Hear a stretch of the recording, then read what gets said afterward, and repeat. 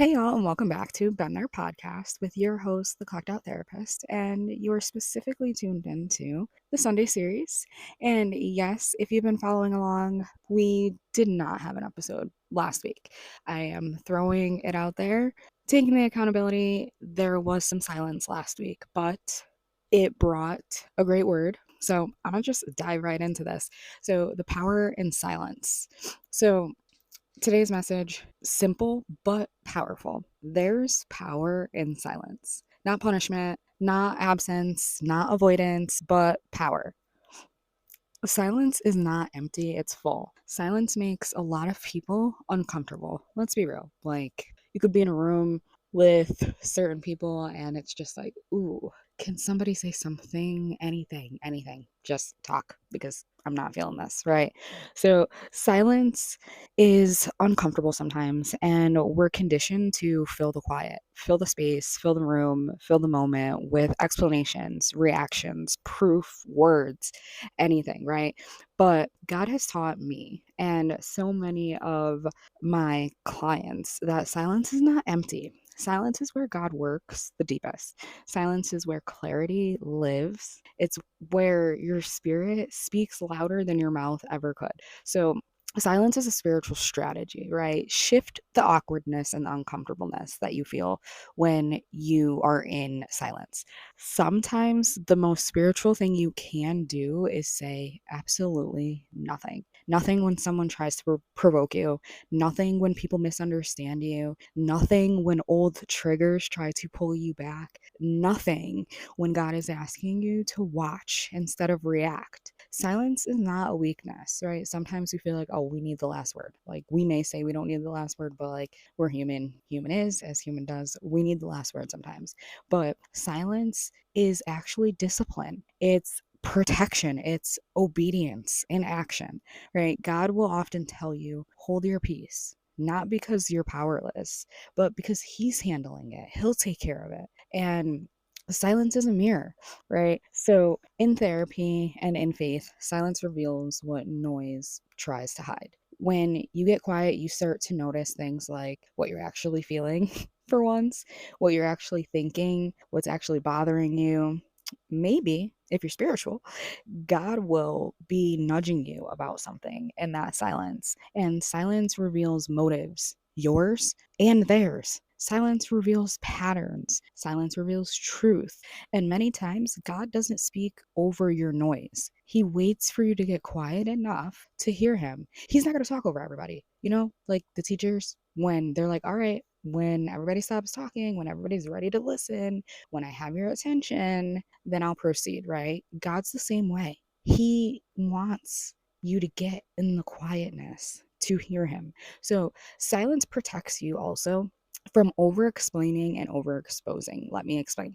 You've grown when you no longer feel the need to explain and over explain your choices. You've grown when you no longer justify boundaries that you've put up. Why? Because they're boundaries, right? If somebody doesn't know what a boundary is and you're not going to continue to tell them and you show them and you implement that boundary, right? You don't justify them anymore. It is what it is, right? You've grown when you don't talk yourself out of peace just to make someone else feel comfortable.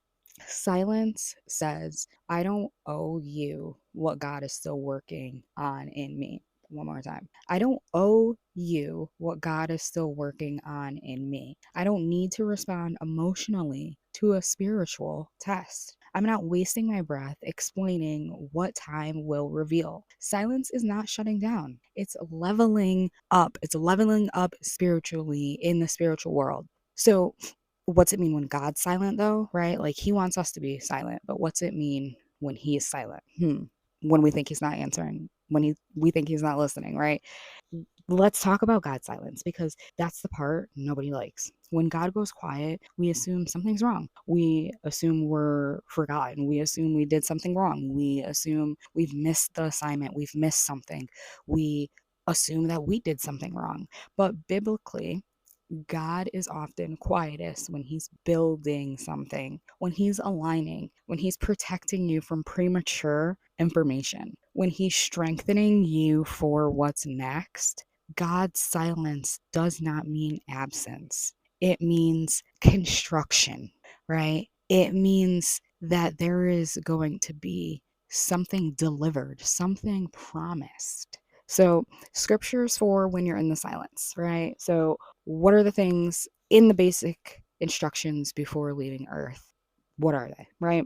So, Exodus 14:14, the Lord will fight for you.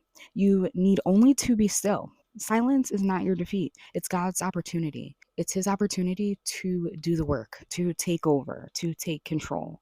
Psalm 46:10, be still and know that I am God. And in this, he's saying in quietness, God will reveal himself.